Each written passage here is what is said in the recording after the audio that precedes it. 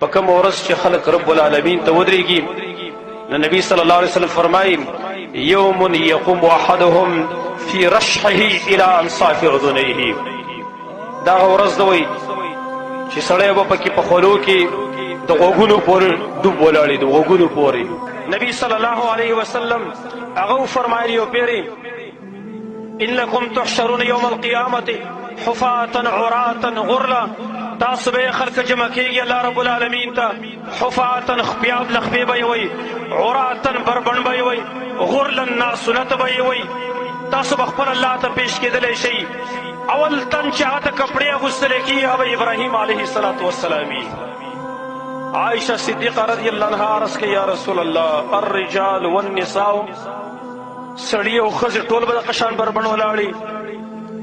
نبی صلی الله علیه وسلم ته فرمایا عائشة الامر اشد من ان ينظر بعضهم الى بعض. عائشې خبره ډېره سخته ده د دې نه چې څوک دې بل ته وګوري ګنې یوازې په نور کې ودرېدل نه دي بلکې خپیاب لخپیاو سرتور سر بربنډ به ولاړ یې هلته سړی. اوس په دې حالات کې څوک دې نور ته ودرېږي که نه هلته هسې دې کمیس څوک وباسي او هلته دې ورشي ودرېږي هسې دې کمیس څوک وباسي نور دې لا پرتوګ دې اغوستی خیر دی هسې دې کمیس څوک وباسي او دې نور ته دې یوه ګنټه ودرېږي. زما وروڼو ګنټې نه دي 50,000 سال 50,000 کاله دي 50,000 کاله ځان ته څه وایي. زما وروڼو یو خو یاد دا دی چې موږ انکار وکړو قیامت ته چې قیامت نشته دی او که انکار نه کوو نو ولې دغه حالات زموږ نه هېر دي ولې انسان وده کړی دی. زما وروڼو که موږ یې منو او که نه منو دا حالات موږ باندې را روان دی. زما وروڼو او بیا وګورئ د چا ژوند هلته ډېر سخت دی د چا ژوند ډېر سخت دی په قیامت کې بیا د محشر میدان کې الله فرمایي ومن اعرض عن ذکري فإن له معیشة ضنکا ونحشره یوم القیامة اعما. چا چې زما د ذکر نه اعراض کړی زما د کتاب نه اعراض کړی دی دا به تنګ ژوندي موږ به قیامت کې د محشر میدان کې ړوند راپاڅو. قال رب لم حشرتني اعما. یا الله ولې دې ړوند راپاڅولم وقد كنت بصیرا زه خو بنا وم ما خو هر څه لیدل. الله ورته وایي كذلك اتتك آیاتنا فنسیتها وكذلك اليوم تنسى. دغه شان تا ته زما آیتونه راغلي وو زما قرآن راغلی و تا یې هېر کړي وو ته هم نن هېر کړلی شي. نن زه د سهار جمع دې لپاره پرېږدم چې ګرمي ده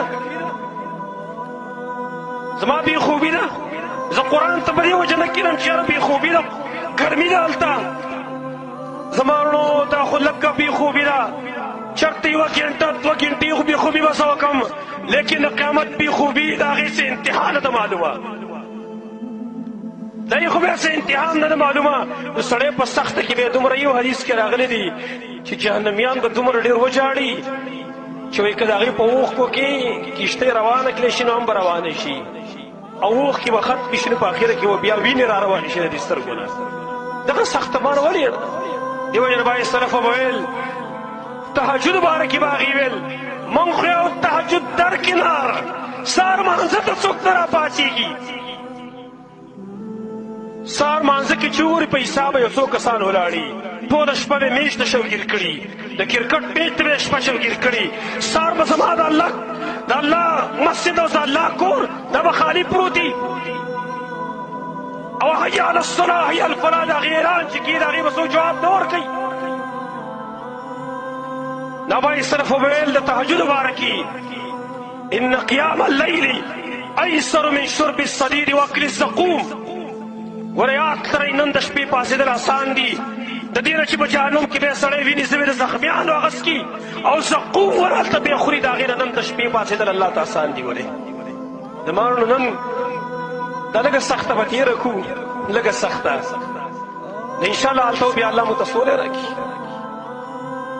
نو په خپله باندې اندازه ولګوئ زما وروڼو چې نن دا لږه شانته ګرمي ده موږ کمزوري خلک یو واقع د دعاګانې به وکړو د الله نه چې الله بارونه وکړي ومانې لیکن مقصود عبرت اخیستل دي چې موږ یې عبرت والو.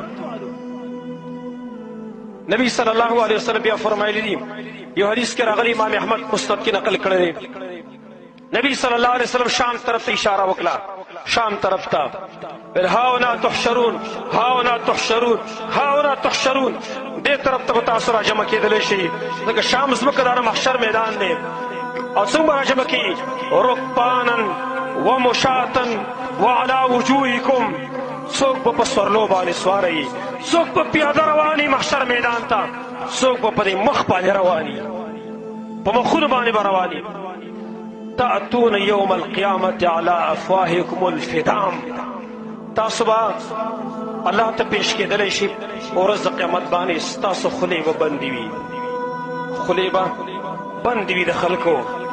اول ما یعرب عن احدکم فخذه، اول چې ګویا کېږي په ورځ د قیامت باندې، اول د محشر په میدان کې د رب په مخ کې د انسان په اندامونو کې چې اول ګویا کېږي فخذه، دا ورون به ګویا کېږي، ورون دا ورون به خبرې شروع کړي اول، په ما دا کړي په ما دا کړي، بیا به ناباقي اندامونه الیوم نختم علی افواههم وتکلمنا ایدیهم وارجلهم، الله وایي نن به موږ د دې په خولو باندې مهر وهو، زموږ څه به د دې لاسونه د خپې خبرې کوي په هغه عملونو چې دوی کړي دي.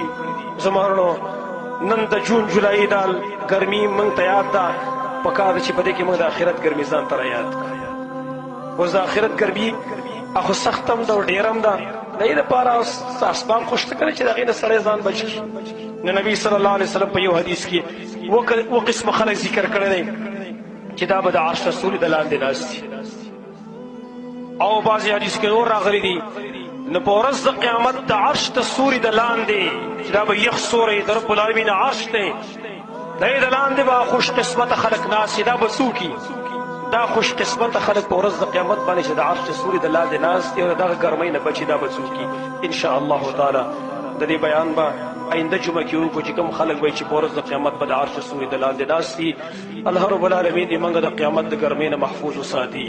الله دې موږ د خپل عرش د سوري د لاندې ځای راکړي. اقول قولي هذا واستغفر الله لي ولكم ولسائر المسلمين.